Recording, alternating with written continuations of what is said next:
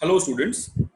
इस वीडियो में हम लोग जीओसी का सेकंड पार्ट स्टार्ट करने जा रहे हैं, जिसमें हम लोग सबसे पहला टॉपिक पढ़ेंगे द स्टेबिलिटी ऑफ इंटरमीडिएट्स। ठीक है, तो इंटरमीडिएट्स क्या होते हैं ये बात हम लोग पहले भी कर चुके हैं।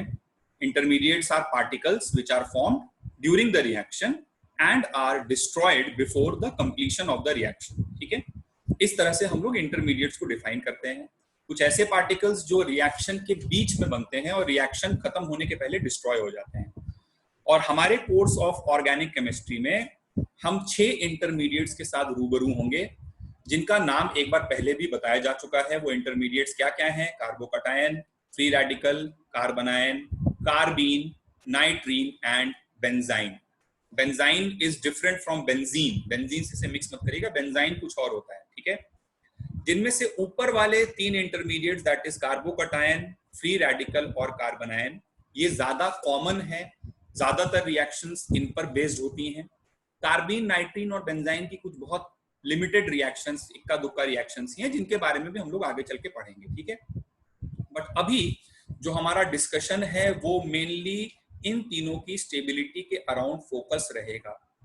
इनके बारे में मैं आपको कुछ कुछ बता दूंगा, बट ज्यादा डिटेल पढ़ाई जब हम लोग आगे रिएक्शंस पढ़ेंगे तो वहीं पर होगी। ठीक है, अच्छा, कार्बोकटायन, फ्री रेडिकल और कार्बनायन की स्टेबिलिटी कंपेयर करना एक बार हम पहले भी सीख चुके हैं, but that was just using inductive effect. ठीक है, अब हम लोग सारे इफेक्ट्स पढ़ चुके हैं और अब हम यहाँ पर जो भी स्टेबिलिटी कंपेयर करेंगे, हम लोग सभी इफेक्ट्स को एक कंबाइंड मैनर में लेके साथ में चलते हुए उन इफेक्ट्स के बेसिस पर सभी इफेक्ट्स को, जैसे मीजोमेरिक इफेक्ट, रेजोनेंस, है ना, हाइपर कॉन्जुगेशन, इन सब को एक कंबाइंड मैनर में साथ में लेके हम लोग कार्बोकटायन, फ्री रेडिकल और कार्बनायन की स्टेबिलिटी कंपेयर करना सीखेंगे।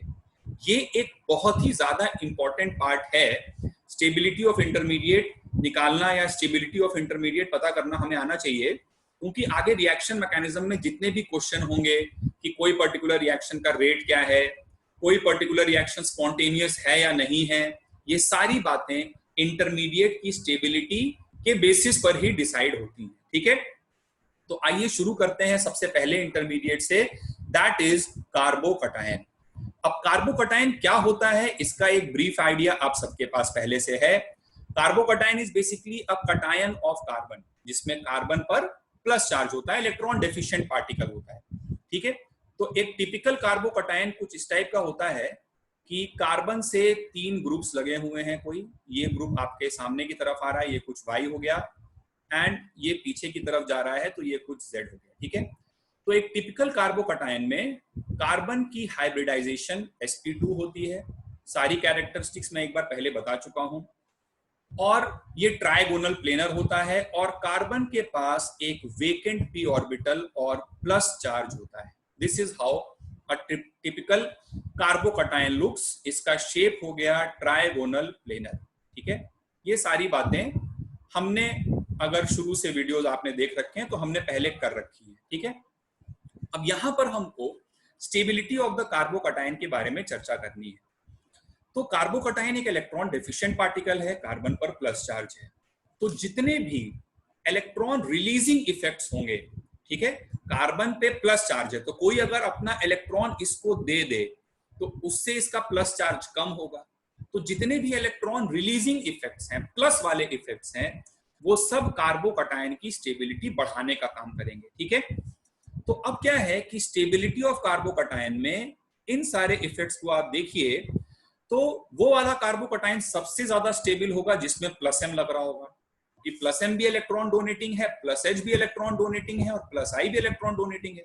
लेकिन मीजोमेरिक इफेक्ट सबसे ज्यादा डोमिनेट करता है, it is the most dominating effect. तो जिस कार्बोकटायन में प्लस एम लग रहा है उसकी स्टेबिलिटी सबसे ज्यादा होगी। ये बेसिकली जो यहाँ पे ये वाली चीज लिखी हुई है, this is the overall stability order. ठीक है, तो प्लस एम से सबसे ज्यादा स्टेबिलिटी बढ़ेगी, फिर उसके बाद प्लस एच होगा, फिर उसके बाद प्लस आई होगा। ये सारे स्टेबलाइजिंग है। ये वाले सारे माइनस वाले जितने इफेक्ट्स हैं ये सब डिस्टेबलाइजिंग है, क्योंकि माइनस वाला इफेक्ट लग रहा होगा तो वो तो कार्बन पे पहले से प्लस चार्ज है और वो इलेक्ट्रॉन डेंसिटी अपनी ओर खींच ले रहा है। तो सबसे ज्यादा जो इलेक्ट्रॉन डेंसिटी खींचेगा वो सबसे ज्यादा डिस्टेबलाइज करेगा। डिस्टेबलाइज ये तीनों कर रहे हैं, लेकिन माइनस आई रिलेटिवली कम कर रहा है, क्योंकि वो एक वीकर इफेक्ट है। -H उससे ज्यादा कर रहा है क्योंकि वो स्ट्रॉन्गर है, और -M सबसे ज्यादा कर रहा है क्योंकि वो सबसे स्ट्रॉन्गेस्ट इफेक्ट है। तो ये एक जनरल पैटर्न है, एक कॉमन सी बात है जो कार्बोकटायन की स्टेबिलिटी डिसाइड करने में हमारी मदद करेगी।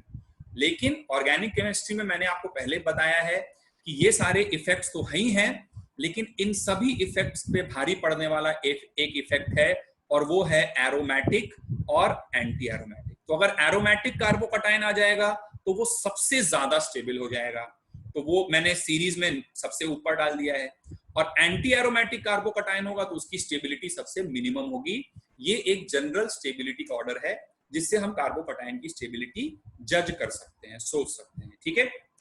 एरोमेटिक सबसे ज्यादा प्रायोरिटी ऑर्डर में है ना, एरोमेटिक है तो वो आंख बंद करके सबसे ज्यादा स्टेबल हो गया, फिर +M, फिर +H, फिर +I, ये सारे स्टेबलाइजिंग है।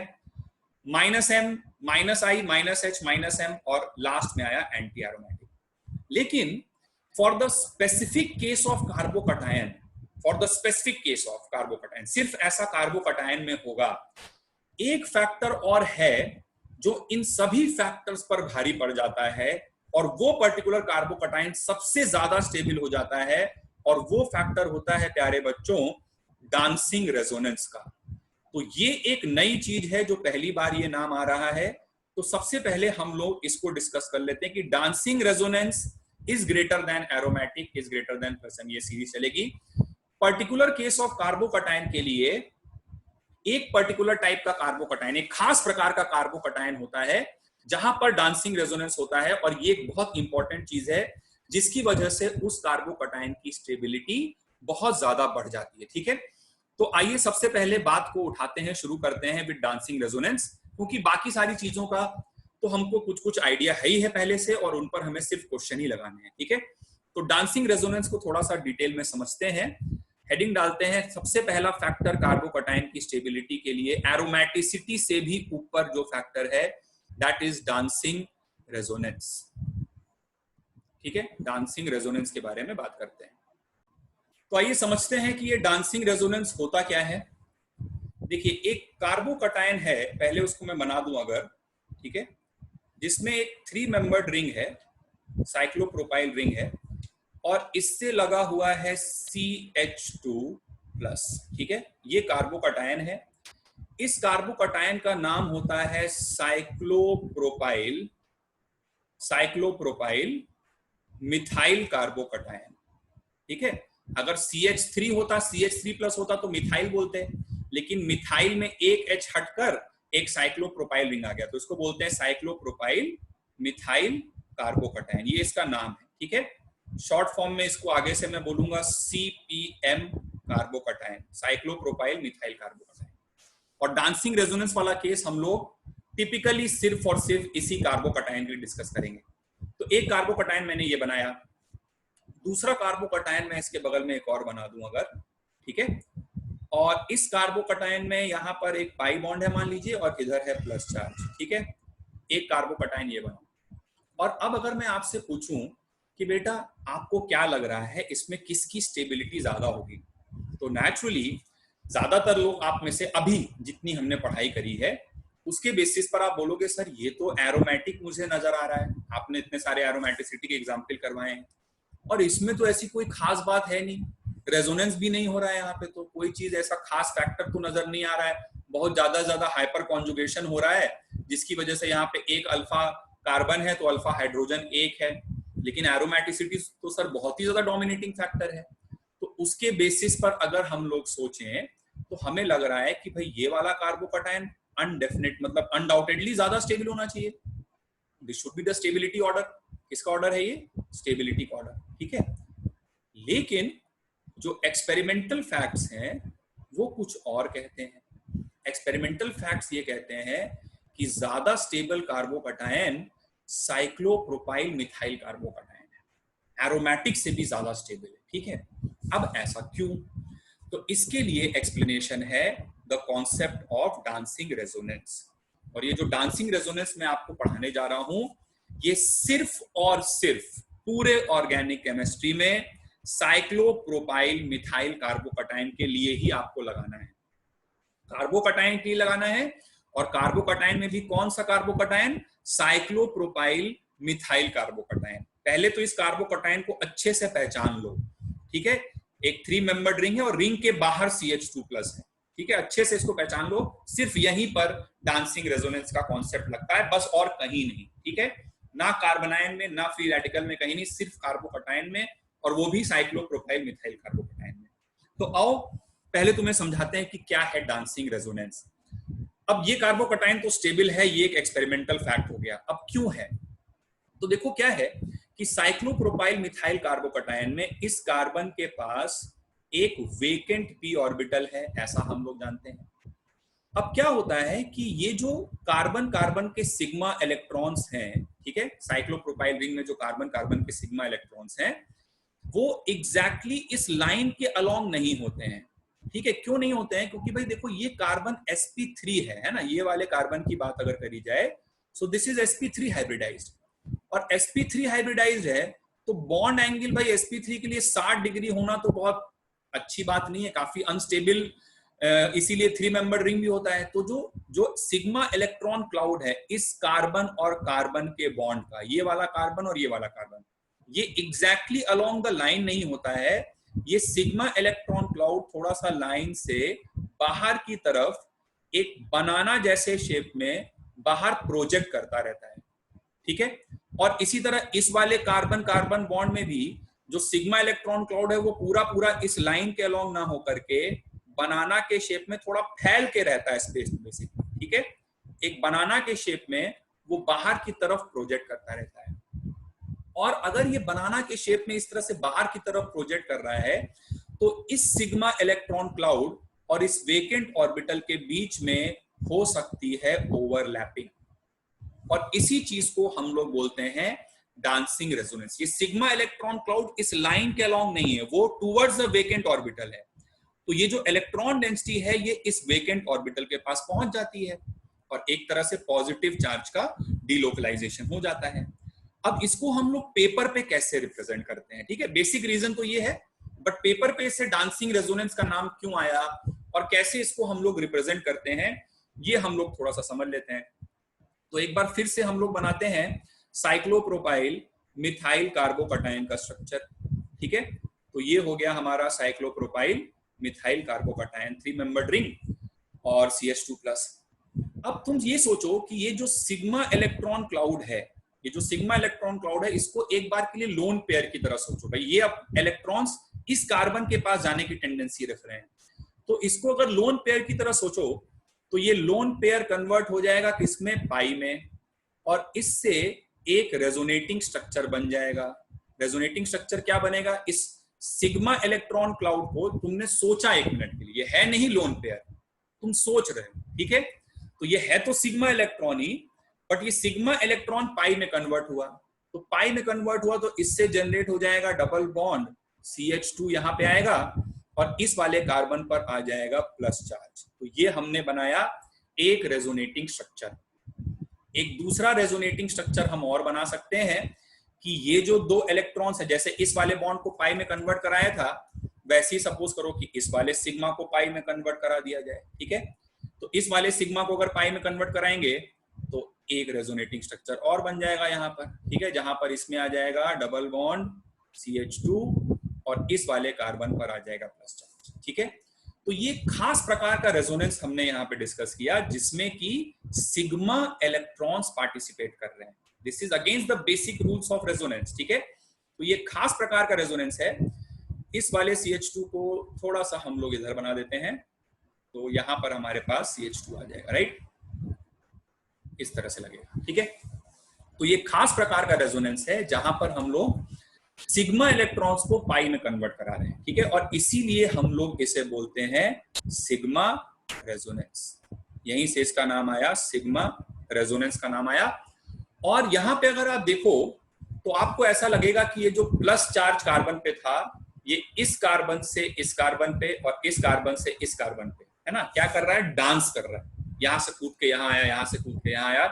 तो इसीलिए इस टाइप के रेजोनेंस को हम लोग डांसिंग रेजोनेंस भी बोलते हैं। इसीलिए इसका नाम यहां से आता है क्या? डांसिंग रेजोनेंस, ठीक है। तो ये इंपॉर्टेंट चीज है डांसिंग रेजोनेंस का कॉन्सेप्ट, और इससे कार्बोकटायन की स्टेबिलिटी बहुत ज्यादा बढ़ जाती है, इनफैक्ट एरोमेटिक वाले से भी ज्यादा होती है। तो ये सबसे ज्यादा डोमिनेटिंग फैक्टर है, और बाकी सारी बातें एज इट इज हैं, ठीक है। तो ये खास टाइप की सिचुएशन है जो सिर्फ आपको यहीं पर सोचनी है, और इन जनरल आपको कहीं नहीं सोचनी। तो जैसे आप सपोज करो कि अब आपको कुछ कार्बोकटायंस अगर दिए जाएं, तो लेट्स से कि एक कार्बोकटायन आपके पास है जिसमें कि 3 इस तरह के रिंग्स लगे हुए हैं, राइट, और इस पर है प्लस चार्ज, और दूसरा कार्बोकटायन है जिसमें कि 2 इस तरह के रिंग्स लगे हुए हैं साइक्लोप्रोपाइल वाले, और है प्लस चार्ज, और तीसरा तो यही है भाई, है ना, जिसमें एक ही रिंग लगा है और CH2 पॉजिटिव, ठीक है। तो अब आपको इन तीनों कार्बोकटायंस का, दिस इज क्वेश्चन नंबर 1, इन तीनों कार्बोकटायंस का आपको स्टेबिलिटी ऑर्डर बताना है। तो कैसे सोचोगे भाई? अब देखो यहाँ पे क्या है, साइक्लोप्रोपाइल डांसिंग रेजोनेंस करने वाले 6 कार्बन आ गए, ये वाला कार्बन, ये वाला कार्बन, ये डांसिंग रेजोनेंस कर सकता है, ये कार्बन, ये कार्बन, और ये कार्बन, और ये कार्बन, ठीक है। तो इसके पास टोटल 3 ऐसे रिंग्स हैं जो डांसिंग रेजोनेंस कर रहे होंगे, इसके पास 2 रिंग्स हैं यानी कि 4 कार्बन है जो डांसिंग रेजोनेंस कर रहे होंगे, और इसके पास 2 कार्बन है, एक रिंग है, 2 कार्बन है जो डांसिंग रेजोनेंस कर रहे होंगे। तो अगर स्टेबिलिटी का ऑर्डर बोलना हो तो सबसे ज्यादा स्टेबल होगा ये, और उसके बाद होगा, ठीक है। तो dancing resonance is the most dominating factor, ठीक है। चलिए आगे बढ़ते हैं। अगला फैक्टर जो हमारे पास आता है that is the part of aromatic system, ठीक है। तो ये सब तो ऑब्वियस सी बात है, इस पे क्वेश्चन करेंगे खाली फटाफट। पार्ट ऑफ एरोमेटिक सिस्टम, ठीक है, पार्ट ऑफ एरोमेटिक सिस्टम। तो अगर कार्बोकटायन एक एरोमेटिक सिस्टम का पार्ट है तो वो कार्बोकटायन की स्टेबिलिटी बहुत ज्यादा हो जाएगी, ठीक है। जैसे फॉर एग्जांपल लेट्स से, लेकिन इससे डोमिनेट क्या करेगा, डांसिंग रेजोनेंस इसके ऊपर है, ये याद रखना। एक कार्बोकटायन मान लीजिए ये है, ठीक है, तो ये कार्बोकटायन एरोमेटिक सिस्टम का पार्ट है, ये प्लस चार्ज रेजोनेंस कर रहा है, तो इसकी स्टेबिलिटी बहुत ज्यादा होगी। अच्छा, मान लो दूसरा कार्बोकटायन लेट्स से एक ये बना दिया जाए, ठीक है, बेंजाइल कार्बोकटायन इसे बोलेंगे। तो क्या ये कार्बोकटायन एरोमेटिक सिस्टम का पार्ट है? जी नहीं, इसका जवाब है नहीं, ठीक है। ये रिंग एरोमेटिक है, ये रिंग एरोमेटिक है, लेकिन ये कार्बोकटायन एरोमेटिक सिस्टम का पार्ट नहीं है। जब मैं कार्बोकटायन को एरोमेटिक सिस्टम का पार्ट बोल रहा हूं तो इस बात का मतलब क्या है? इस बात का मतलब ये है कि अगर यहां से प्लस चार्ज हटा लो तब भी ये मॉलिक्यूल एरोमेटिक रहेगा, लेकिन यहां से अगर प्लस चार्ज हटा लो तो ये मॉलिक्यूल एरोमेटिक नहीं रह जाएगा। तो एरोमेटिसिटी अगर कार्बोकटायन की वजह से है तो वो कार्बोकटायन एरोमेटिक सिस्टम का पार्ट है। जैसे ये वाला कार्बोकटायन एरोमेटिक सिस्टम का पार्ट है। बेंजाइल कार्बोकटायन, ये कार्बोकटायन जो है इसमें बेंजीन रिंग तो एरोमेटिक है, लेकिन ये एरोमेटिक सिस्टम का पार्ट नहीं है, ये सिर्फ रेजोनेंस स्टेबलाइज्ड कार्बोकटायन है। तो इन दोनों में ज्यादा स्टेबल कौन सा होगा? ये वाला ज्यादा स्टेबल होगा, ठीक है, पार्ट ऑफ एरोमेटिक सिस्टम। जैसे एक और बड़ा मशहूर कार्बोकटायन होता है जिसमें कि 7 मेंबर्ड रिंग होती है, ठीक है, और 7 मेंबर्ड रिंग को कुछ इस प्रकार से बना लो, पाई सिग्मा, और यहाँ पर आ गया प्लस चार्ज, ठीक है। तो इस कार्बोकटायन का नाम पहले भी मैं कई बारी बता चुका हूं, इसको बोलते हैं ट्रोपाइलियम कार्बोकटायन, इसका नाम होता है, ठीक है। तो tropylium carbocation is a part of aromatic system, तो इस कार्बोकटायन की स्टेबिलिटी ज्यादा होगी। अच्छा, मान लो कभी ऐसा क्वेश्चन आ गया तुम्हारे सामने कि तुम्हें इस कार्बोकटायन और इसमें कंपेयर करना है, ठीक है, ये दोनों तो इससे ज्यादा स्टेबल होंगे, ठीक है, लेकिन इन दोनों में ज्यादा स्टेबल कौन होगा? तो इन दोनों में ज्यादा स्टेबल प्रोपाइलियम होगा और फिर ये होगा, ठीक है। देखो, पार्ट ऑफ एरोमेटिक सिस्टम तो दोनों जगह पे है, लेकिन यहाँ पर नंबर ऑफ एटम्स जो रेजोनेंस में इन्वॉल्व है वो ज्यादा है। यहाँ पर 7 जगह पे चार्ज डिलोकलाइज हो रहा है, ज्यादा रेजोनेंस हो रहा है, ज्यादा डिलोकलाइजेशन हो रहा है। तो स्टेबिलिटी का ऑर्डर रहेगा नंबर 1 ये, नंबर 2 ये, एंड नंबर 3 ये, ठीक है। तो इस तरह से हम लोग डिसाइड कर लेंगे upon the basis of the part of aromatic system. तीसरा फैक्टर जो है वो आता है प्लस एम इफेक्ट। तो प्लस एम इफेक्ट भी हमें मालूम है कार्बोकटायन को स्टेबलाइज करेगा। जैसे लेट्स से कि हमारे पास एक कार्बोकटायन है और ये वाला कार्बोकटायन है मान लीजिए, ठीक है, ऑक्सीजन है और यहाँ पे प्लस चार्ज है, ठीक है। तो ये ऑक्सीजन क्या कर सकता है भाई, ये ऑक्सीजन अपना लोन पेयर पाई में कन्वर्ट कर सकता है, और लोन पेयर पाई में कन्वर्ट करेगा, बैक बॉन्डिंग करेगा, जिससे कि कार्बन का ऑक्टेट कंप्लीट हो जाएगा और यहाँ पर पाई आ जाएगा, एक लोन पेयर चला गया पाई में और इस पर प्लस चार्ज आ जाएगा, ठीक है। तो इस तरह से कार्बोकटायन की स्टेबिलिटी काफी हद तक बढ़ जाएगी। बेंजीन रिंग में भी प्लस एम लग सकता है, प्लस एम वाला फैक्टर डिस्कस कर रहे हैं यहाँ पे, ठीक है। तो बेंजीन रिंग में भी प्लस एम लग सकता है, लेकिन बेंजीन रिंग में ये बात ध्यान रखना है कि ऑर्थो या पैरा से ही प्लस एम लग पाएगा, ठीक है। यहाँ पे तो बेंजीन रिंग नहीं है, यहाँ पे तो कार्बोकटायन था, तो ऑक्सीजन का लोन पेयर ने पाई बॉन्ड बना लिया, इस तरह से रेजोनेटिंग स्ट्रक्चर बन गया, ऑक्टेट कंप्लीट हो गया। लेकिन बेंजीन रिंग में लेट्स से कि मेरे पास मान लेते हैं बेंजीन रिंग का जरा डिस्कस करते हैं, ये इंपॉर्टेंट केस है, ठीक है। तो मेरे पास एक कार्बोकटायन है, बेंजाइल कार्बोकटायन, CH2+ है यहाँ पर, ठीक है, और इससे कनेक्ट किया है मैंने एक, मान लो इससे लगा हुआ है OH ग्रुप, ठीक है। तो OH ग्रुप में ऑक्सीजन के पास लोन पेयर है और वो क्या कर सकता है बेटा, वो प्लस एम इफेक्ट शो कर सकता है, ठीक है। अब क्या इस प्लस एम से कार्बोकटायन का फायदा होगा?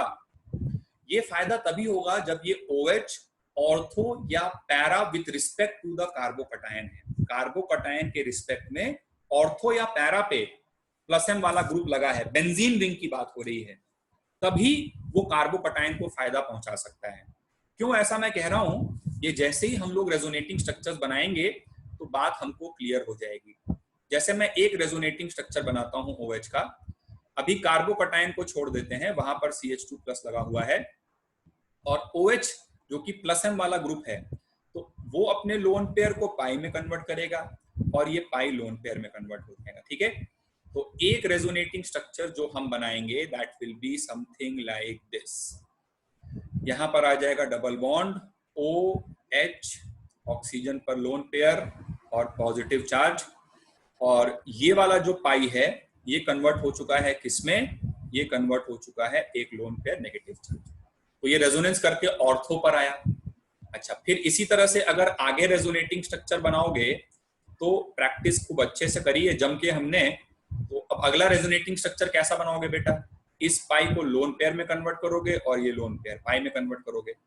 तो अगले रेजोनेटिंग स्ट्रक्चर में काम क्या होगा कि ये लोन पेयर रेजोनेंस करके पहुंच जाएगा पैरा पोजीशन पर CH2+, ठीक है, और यहां पर लगा रहेगा डबल बॉन्ड OH, ऑक्सीजन पर एक लोन पेयर है और प्लस चार्ज रहेगा और इस कार्बन पर नेगेटिव चार्ज आ चुका होगा।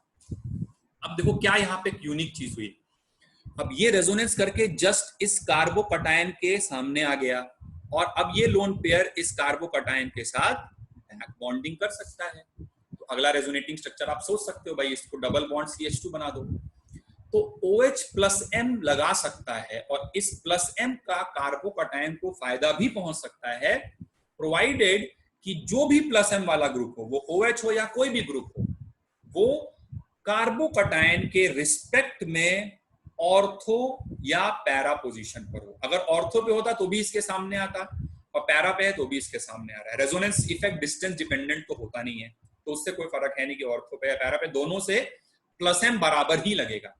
Resonance is not distance dependent effect, ठीक है।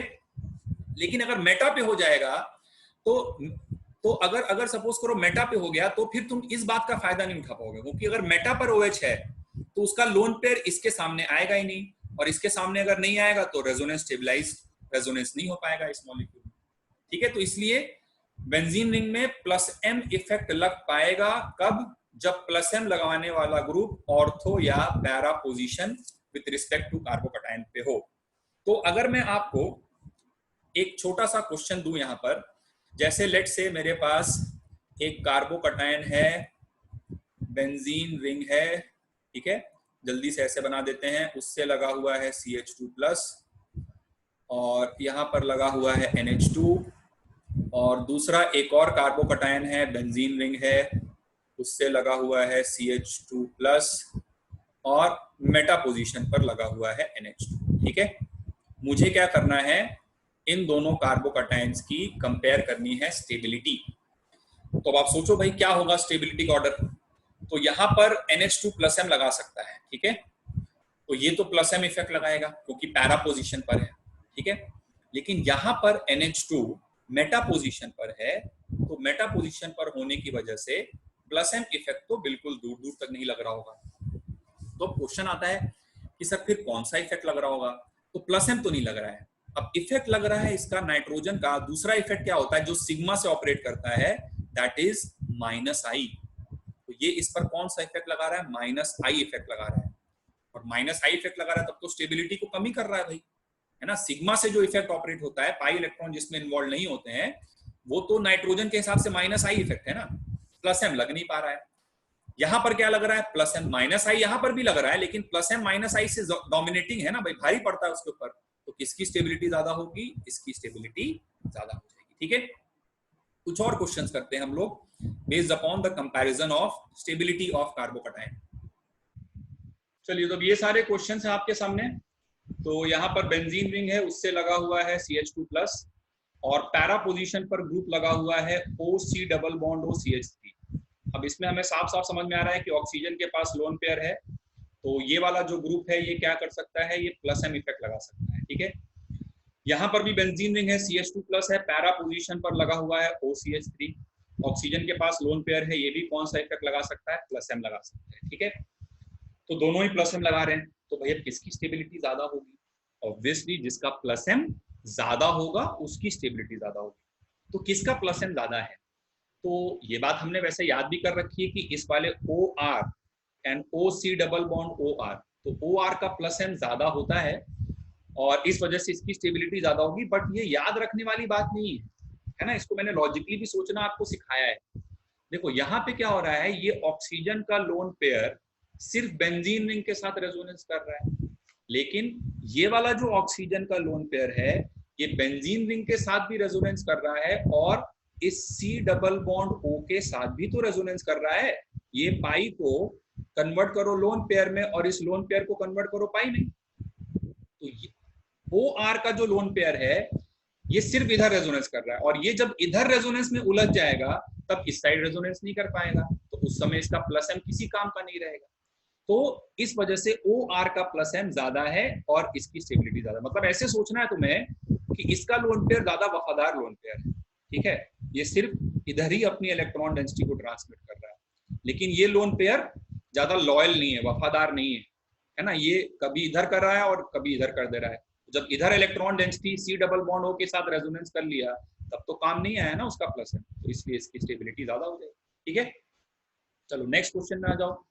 CH2+ है, एक बार लगा हुआ है NH2, नाइट्रोजन पर लोन पेयर है, प्लस एम दिखा सकता है। फिर CH2+ है, एक बार लगा हुआ है OH, ऑक्सीजन पर भी लोन पेयर है, प्लस एम लगा सकता है। और फिर उसके बाद CH2+ है और क्लोरीन लगा हुआ है। क्लोरीन प्लस एम दिखा सकता है, लेकिन उससे ज्यादा डोमिनेटिंग क्लोरीन के लिए -I होता है। तो ओवरऑल तो क्लोरीन विड्रॉइंग है, हैलोजेंस के लिए मैंने बताया। तो अब क्या हो जाएगा भाई, सबसे ज्यादा स्टेबिलिटी NH2 की रहेगी, क्योंकि नाइट्रोजन का प्लस एम O से ज्यादा है, ऑक्सीजन से ज्यादा है, क्योंकि ये जब प्लस एम शो करेगा तो ये लोन पेयर पाई में जाएगा, ये पाई लोन पेयर में आएगा, तो नाइट्रोजन पर प्लस चार्ज आएगा, ठीक है। और ये जब प्लस एम करेगा तो ऑक्सीजन पे प्लस चार्ज आएगा, तो नाइट्रोजन पे प्लस चार्ज आना रिलेटिवली ज्यादा स्टेबल है ना, ये सब समझा चुका हूं मैं पहले। तो इसकी स्टेबिलिटी इससे ज्यादा, इसकी स्टेबिलिटी इससे ज्यादा। दूसरा वाला देखो, बेंजीन रिंग CH2+ है और मेटा पोजीशन पर ऑक्सीजन है, और यहाँ पर ऑर्थो पोजीशन पर ऑक्सीजन है, तो ये वाला ऑक्सीजन लगाएगा प्लस एम और ये वाला ऑक्सीजन लगाएगा सिर्फ और सिर्फ -I, क्योंकि ये मेटा पोजीशन पर आ गया। तो मेटा पे रेजोनेंस इफेक्ट, तो रेजोनेंस इसकी होगी बेंजीन के साथ, लेकिन वो रेजोनेंस इस CH2+ के काम की नहीं है, क्योंकि ये जब रेजोनेंस करेगा तो ये अपने रिस्पेक्ट में ऑर्थो, पैरा और ऑर्थो पर लोन पेयर लाएगा, वो लोन पेयर इस CH2+ के किसी काम का नहीं है, ठीक है। तो रेजोनेंस तो हो रहा है इसका, लेकिन CH2+ पर प्लस एम इफेक्ट नहीं लग पा रहा है, ठीक है। तो इसलिए इसका इफेक्ट क्या है, -I, और नीचे वाले की स्टेबिलिटी ऊपर वाले से ज्यादा होगी, ठीक है। तो आगे बढ़ते हैं और अगले इफेक्ट के बारे में बात करते हैं। अगला इफेक्ट मतलब अगला ऑर्डर में आया प्लस एम के बाद नेक्स्ट चीज क्या आती थी बच्चों, बोलो। नेक्स्ट चीज हमारे पास आ जाती है 4th नंबर पे आ गया +H इफेक्ट, ठीक है। तो प्लस एच इफेक्ट भी कार्बोकटायन को स्टेबलाइज करेगा, लेकिन ये बात ध्यान रहे कि ये भी एक प्रकार का रेजोनेंस ही है। तो बेंजीन रिंग में तभी लग पाएगा जब ऑर्थो या पैरा पे हो। भाई प्लस एच भी तो रेजोनेंस जैसा ही है, तो बेंजीन रिंग में इसका इफेक्ट तभी हो पाएगा जब ऑर्थो या पैरा पोजीशन पर प्लस एच वाला ग्रुप प्रेजेंट हो। ठीक है, तो ज्यादा टाइम ना वेस्ट करते हुए सीधे इस पे हम लोग कुछ क्वेश्चन लिखते हैं। तो लेट्स से हमारे पास एक बेंजीन रिंग है और बेंजीन रिंग से लगा हुआ है CH2+ और उससे लगा हुआ है CH3 पैरा पोजीशन पर। आप सोच सकते हो ना, रेजोनेंस ही है ये, तो भी ऑर्थो और पैरा से ही हो पाएगा। ठीक है, और फिर से एक बेंजीन रिंग है CH2+ है और इससे CH3 लगा हुआ है मेटा पोजीशन। ठीक है, तो आपको बताना है इन दोनों कार्बोकटायंस की स्टेबिलिटी का ऑर्डर क्या होगा। तो सोच के बताओ फटाफट भाई। देखो अब यहाँ पर पैरा पोजीशन पर है, तो पैरा पोजीशन पर है तो क्या करेगा, प्लस एच इफेक्ट लगाएगा। प्लस एच सोच सकते हो, है ना, एक एच को H+ की तरह निकाल दो, फिर उसके बाद रेजोनेंस कराओ, ऑर्थो पैरा, ऑर्थो पे नेगेटिव चार्ज देगा, बनाया हुआ पहले, है ना। और यहाँ पर मेटा पोजीशन पर है तो प्लस एच तो नहीं लगेगा, प्लस आई लगेगा। वैसे प्लस आई यहाँ पर भी लगेगा, but plus H will be greater than plus I. ठीक है, और यहाँ पर तो सिर्फ सिग्मा इलेक्ट्रॉन क्लाउड के थ्रू क्या कर पाएगा, प्लस आई लगा पाएगा, तो इसकी स्टेबिलिटी ज्यादा हो जाएगी। ठीक है, कुछ और क्वेश्चन करते हैं, एग्जाम्पल्स लेते हैं। नेक्स्ट एग्जाम्पल, लेट्स से मेरे पास अगला क्वेश्चन लेते हैं। तो बेंजीन रिंग को ऐसे बना देते हैं, गोला बना के। ठीक है, तो बेंजीन रिंग है, उस पर लगा हुआ है CH2+ और पैरा पोजीशन पर लगा है CH3 मिथाइल। ठीक है, फिर दूसरा एग्जांपल, दूसरा कार्बोकटायन दिया हुआ है, बेंजीन रिंग है, उस पर लगा हुआ है CH2+ और पैरा पोजीशन पर लगा है CH2CH3 इथाइल ग्रुप। ठीक है, एक और कार्बोकटायन है, बेंजीन रिंग है, उस पर लगा हुआ है CH2+ और पैरा पोजीशन पर लगा है आइसोप्रोपाइल। और एक और बेंजीन रिंग है, उस पर लगा है CH2+ एंड पैरा पोजीशन पर लगा है टर्शरी मिथाइल। ठीक है, तो ये तीन कार्बोकटायन हमें दिए हुए हैं and we are suppose to compare their stability. तो सब पैरा पे है, हाइपर कॉन्जुगेशन लगा रहे होंगे, तो इसके लिए plus H effect greater than plus I. इसके लिए भी अल्फा हाइड्रोजन है, यहाँ पर भी प्लस एच लग रहा होगा, ग्रेटर देन प्लस आई। यहाँ पर भी एक हाइड्रोजन है तो प्लस एच लग रहा होगा, ग्रेटर देन प्लस आई। लेकिन यहाँ पर अल्फा हाइड्रोजन है ही नहीं, तो यहाँ पे सिर्फ प्लस आई लग रहा होगा। अब यहाँ पर अल्फा हाइड्रोजन सबसे ज्यादा है, यहाँ पर है 3 अल्फा हाइड्रोजन, यहाँ पर है 2 अल्फा हाइड्रोजन, यहाँ पर है 1 अल्फा हाइड्रोजन और यहाँ पर है 0 अल्फा हाइड्रोजन। तो जितने ज्यादा अल्फा हाइड्रोजन होंगे उतना ज्यादा प्लस एच होगा और उतना ज्यादा स्टेबिलिटी का ऑर्डर हो जाएगा। ठीक है, लेकिन अगर मैं इसी क्वेश्चन में इन तीनों ग्रुप्स को मेटा पे लगा दूं, तो मेटा पे अगर लगा दूंगा तो फिर स्टेबिलिटी का ऑर्डर बेटा प्लस एच से नहीं सोचा जाएगा, फिर तो प्लस आई लगेगा खाली, और तब ये ऑर्डर जस्ट रिवर्स हो जाएगा क्योंकि इसका प्लस आई सबसे ज्यादा होगा। ठीक है, अगर इसी सेम क्वेश्चन में ये ग्रुप्स पैरा की जगह सब मेटा पे लगे होते तो स्टेबिलिटी का ऑर्डर जस्ट रिवर्स हो जाता, क्योंकि वहां पर हमको सोचना होता सिर्फ और सिर्फ प्लस आई इफेक्ट। ठीक है, आगे बढ़ते हैं, एक क्वेश्चन और करते हैं। लेट्स से अगला क्वेश्चन है कि हमारे पास कार्बोकटायन है बेंजीन रिंग पे, ठीक है, और उससे लगा हुआ है CH2+ और पैरा पोजीशन पर लगा है एक बारी CH3, फिर एक बारी CD3, फिर एक बारी CT3।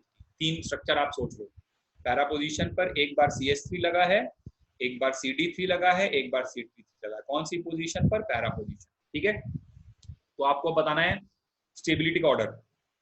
तो पैरा पोजीशन से सोचो कौन सा इफेक्ट ऑपरेट करेगा, प्लस एच। और प्लस एच के लिए ये बात हम समझ चुके हैं कि कार्बन हाइड्रोजन H का प्लस एच सबसे ज्यादा होता है। ठीक है, तो प्लस एच सबसे ज्यादा है तो स्टेबिलिटी जहां पर CH3 लगा होगा उसकी ज्यादा होगी। इसका रीजन भी पहले बता चुका हूं, कार्बन हाइड्रोजन बॉन्ड लेंथ सबसे ज्यादा होती है तो वो बॉन्ड आसानी से टूटता है। ठीक है, और फिर उसके बाद हो जाएगा CT3 का। यहाँ पे आंसर कैसे सोचा गया, यहाँ पे आंसर सोचा गया on the basis of plus H effect. लेकिन यही तीनों ग्रुप्स अगर मेटा पे लगे होते तो आंसर प्लस आई से सोचा जाता, और प्लस आई से सोचा जाता तो टी का प्लस आई ज्यादा होता है। इसका एक्सप्लेनेशन भी पहले से आपके पास है, ठीक है।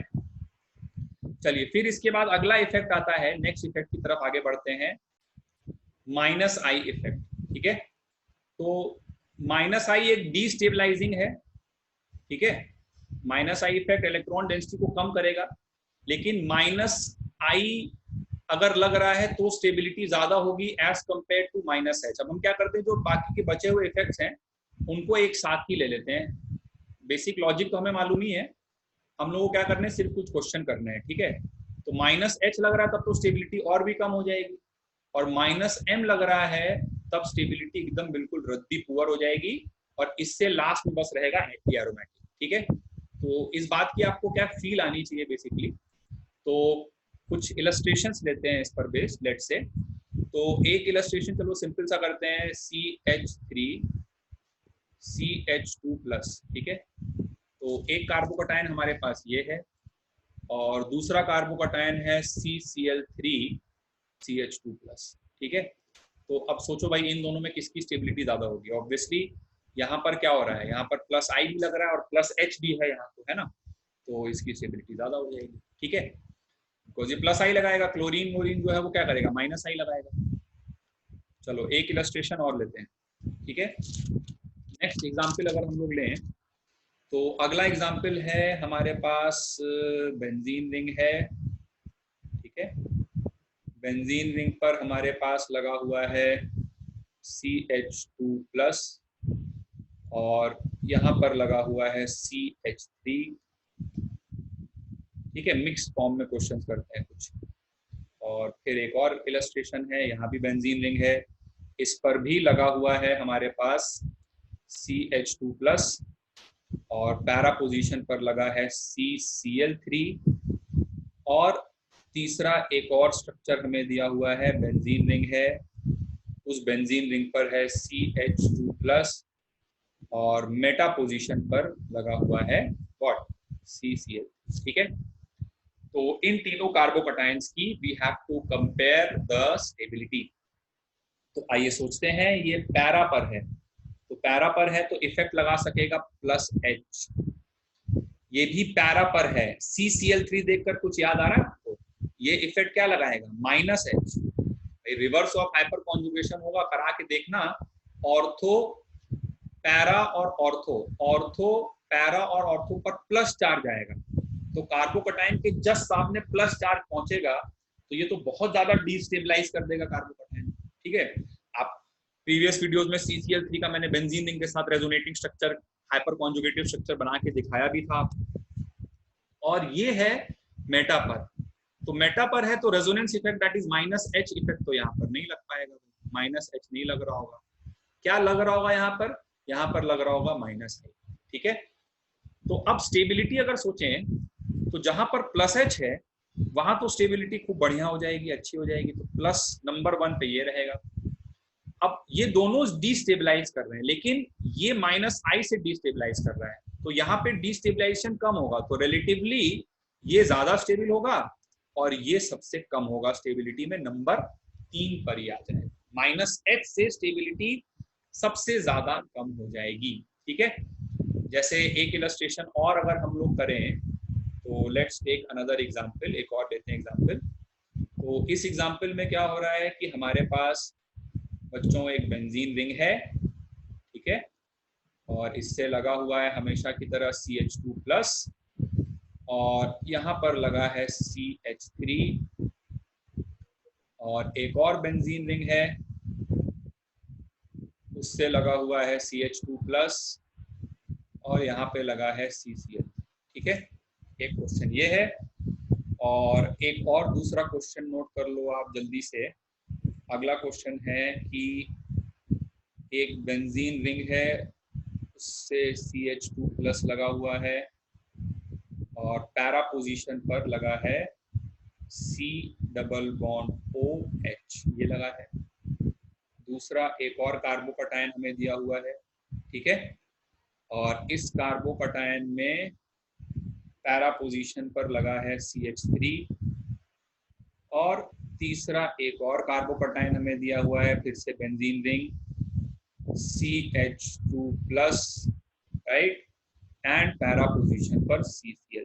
ठीक है, तो आपने क्या करना है, इन तीनों कार्बोकटाइन्स की स्टेबिलिटी आपको कंपेयर करनी है। ठीक है, तो पहले वाले क्वेश्चन पे आते हैं। तो पहला वाला क्वेश्चन देखो, तो यहाँ पर मेटा पर CH3 लगा हुआ है और यहाँ पर मेटा पर CCl3 लगा हुआ है।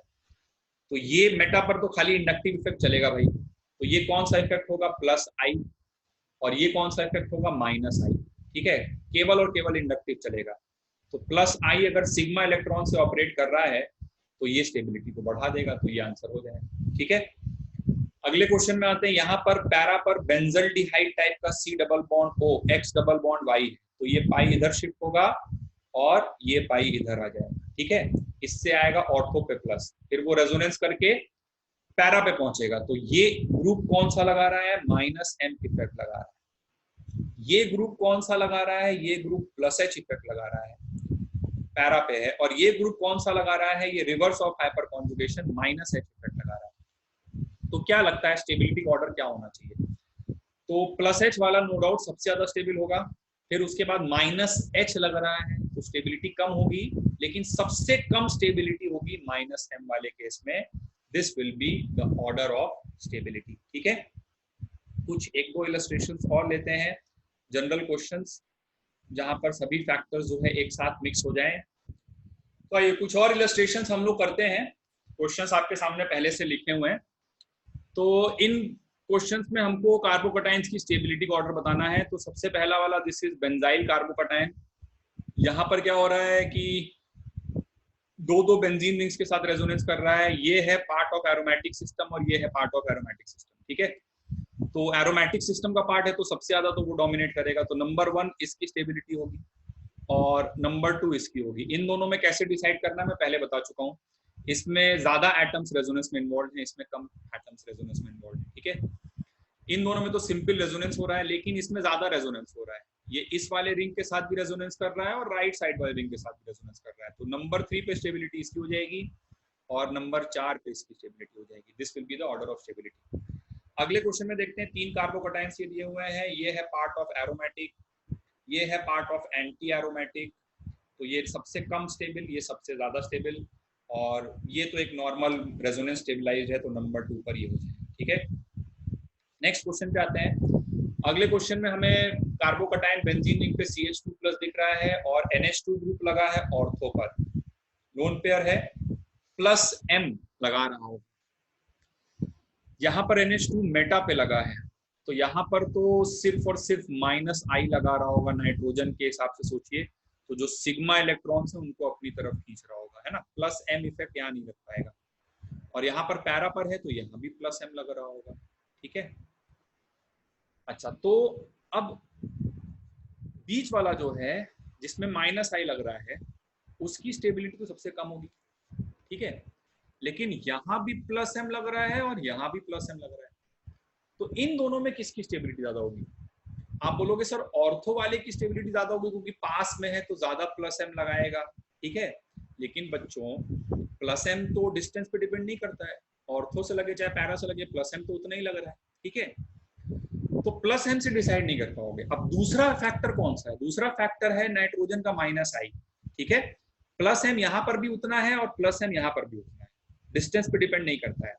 लेकिन दूसरा इफेक्ट जो है वो कौन सा है? वो है माइनस आई, और नाइट्रोजन यहाँ plus M greater than minus I है। ठीक है, और यहाँ भी plus M greater than minus I है, लेकिन इसमें और इसमें इसको A बोल देते हैं और इसको C बोल देते हैं, और बीच में B आ गया। तो A और C में प्लस M तो दोनों जगह पर सेम है ना भाई, प्लस M तो दोनों जगह सेम है, लेकिन माइनस आई सेम नहीं है। माइनस आई डिस्टेंस डिपेंडेंट है, और अगर वो डिस्टेंस डिपेंडेंट है तो ऑर्थो वाली पोजीशन पर माइनस आई ज्यादा होगा, तो इस वजह से उसकी स्टेबिलिटी कम होगी, और पैरा पर माइनस आई सबसे लीस्ट होगा, इस वजह से इसकी स्टेबिलिटी ज्यादा होगी। तो सबसे ज्यादा स्टेबल नंबर 1, फिर उसके बाद आ गया तुम्हारा ऑर्थो वाला नंबर 2, और फिर आ गया थर्ड वाला मेटा। देखो मेटा पे तो सिर्फ माइनस आई लग रहा है, ऑर्थो और पैरा पे प्लस एम और माइनस आई दोनों लग रहा है, लेकिन प्लस एम ज्यादा लग रहा है, ठीक है। बट प्लस एम ऑर्थो और पैरा पे है तो सेम, ठीक है, plus M is greater than minus I, लेकिन सिर्फ अगर प्लस एम की बात करें तो वो तो दोनों जगह पर सेम ही है ना, लेकिन माइनस आई अलग अलग है। अब यहाँ पे माइनस आई कम है, इस पे सबसे ज्यादा स्टेबिलिटी इसकी हो जाएगी। चलो फाइनल लास्ट क्वेश्चन ये है कि C ट्रिपल बॉन्ड N है, फिर उसके बाद OCH3 है, तो ये इफेक्ट कैसा है, ये ग्रुप कैसा है भैया, ये ग्रुप माइनस M वाला ग्रुप है, ये प्लस M वाला ग्रुप है, ये भी प्लस M वाला ग्रुप है, और है तो ये भी प्लस M वाला, लेकिन इसके लिए माइनस आई ज्यादा होता है। अब ऑक्सीजन और नाइट्रोजन में नाइट्रोजन का प्लस M ज्यादा होता है, तो सबसे ज्यादा स्टेबिलिटी इसकी हो जाएगी, फिर इसकी हो जाएगी, फिर ये माइनस आई की वजह से है तो ये नंबर 3 पे होगा, और ये तो माइनस M की वजह से है तो ये नंबर 4 पर होगा, ठीक है। तो काफी सारे क्वेश्चन हम लोगों ने किए। फाइनली एक लास्ट टाइप के क्वेश्चन होते हैं जहां पर हम लोगों को कभी कभी हाइब्रिडाइजेशन के बेसिस पे कंपेयर करना पड़ जाता है, ठीक है। तो एक आध क्वेश्चन वैसा भी देख लेते हैं जल्दी से कि हाइब्रिडाइजेशन के बेसिस पर जब कंपेयर करना हो, on the basis of hybridization, ठीक है। तो क्या मतलब है इस बात से मेरा, जैसे लेट्स से कि 3 कार्बोकटाइन दे दिए जाएं, CH triple bond C positive, CH2 double bond CH positive, carbon पर है प्लस, ठीक है, the plus is on carbon, और तीसरा दे दिया जाए CH3 CH2, कार्बन पर है प्लस, ठीक है। तो पूछा जाए इन तीनों कार्बोकटाइंस की स्टेबिलिटी का ऑर्डर बताओ। तो अब देखो क्या है कि कार्बोकटाइन बनने के पहले ये वाला कार्बन रहा होगा sp3, तो यहाँ से कुछ निकला होगा ना, कोई भी क्लोरीन वोरीन निकला होगा, तो ये sp3 रहा होगा। यहाँ ये वाला कार्बन sp2 रहा होगा, और ये वाला कार्बोकटाइन बनने के पहले sp रहा होगा। तो यहाँ पे s कैरेक्टर सबसे ज्यादा है, इलेक्ट्रोनेगेटिविटी सबसे ज्यादा है, और इलेक्ट्रोनेगेटिविटी सबसे ज्यादा है तो ये पॉजिटिव चार्ज पाके खुश नहीं है, तो स्टेबिलिटी का ऑर्डर ये हो गया बेसिकली, सबसे ज्यादा स्टेबल ये, फिर ये, फिर ये, ठीक है। या कभी कभी ऐसा क्वेश्चन जैसे मान लो पूछ लिया जाए कि ये कार्बोकटाइन कभी कभी दे दिया जाता है ना, sp2 या sp पे कार्बोकटाइन स्टेबल नहीं होगा, ठीक है, तो ये कार्बोकटाइन दिया गया, फिनाइल कार्बोकटाइन, ठीक है। बहुत सारे बच्चे क्या है, ये एक बड़ा कॉमन एरर है, ठीक है, पहले समझ लो बात को क्या है। तो 2 कार्बोकटाइन ये दिए गए, तो इन दोनों कार्बोकटाइंस में से ज्यादा स्टेबल कौन होगा भाई, obviously this कार्बोकटाइन will be more stable, क्योंकि ये कार्बोकटाइन बनने के पहले रहा होगा sp3, ठीक है, और ये कार्बोकटाइन बनने के पहले sp2 था, तो यहाँ पे s कैरेक्टर ज्यादा है, इलेक्ट्रोनेगेटिविटी ज्यादा है, तो ये प्लस चार्ज पाके कुछ नहीं है। अब बहुत सारे बच्चे क्या है यहाँ पे ये लॉजिक देते हैं, अरे सर ये तो एरोमेटिक है सर, ऐसा कैसे हो सकता है, एरोमेटिक है, आप इतना पढ़ाए एरोमेटिक बहुत ज्यादा स्टेबल होता है, तो ये तो एरोमेटिक है। बट बेटा ये प्लस चार्ज एरोमेटिसिटी का पार्ट नहीं है ना, ये कार्बोकटाइन किससे बना है, ये बेंजीन से बना है, समझ रहे हो आप बात को। तो बेंजीन में जो पाई बॉन्ड्स हैं, ठीक है, वो तो पहले से ही रेजोनेंस में जा रहे हैं, ठीक है, जैसे इस टाइप की कुछ स्ट्रक्चर है बेंजीन की भाई, ठीक है, सारे p ऑर्बिटल्स बना देता हूं मैं एक बार, तो इनके बीच में तो पहले से डीलोकलाइजेशन है ना पाई बॉन्ड्स के बीच में, और एक हाइड्रोजन भी लगा होता है, ठीक है, ये sp2 हाइब्रिड ऑर्बिटल से एक हाइड्रोजन लगा होता है, ये बेंजीन का स्ट्रक्चर होता है। तो यहां से ये हाइड्रोजन निकला होगा, तब इस कार्बन पर प्लस चार्ज आया, ठीक है। तो ये जो प्लस चार्ज है ये ना तो एरोमेटिसिटी का पार्ट है, ना तो रेजोनेंस में इन्वॉल्व है, क्योंकि रेजोनेंस अलग से p ऑर्बिटल्स में हो रहा है, और ये कार्बन का जो हाइड्रोजन के साथ बॉन्ड था सिग्मा बॉन्ड, वो टूटा यहाँ, ठीक है।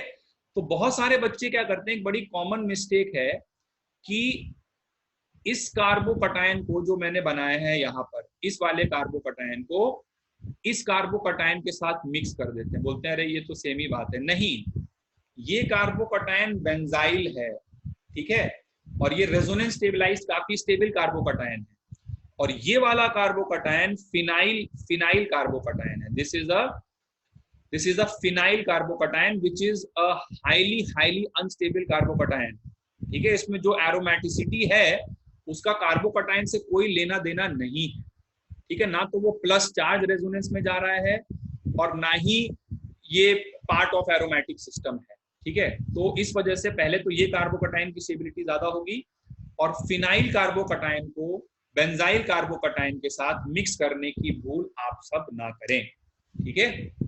तो that completes our topic of stability of carbocation. काफी डिटेल में हम लोगों ने एनालाइज किया, और एक यहाँ पर यूनिक बात करी डांसिंग रेजोनेंस की।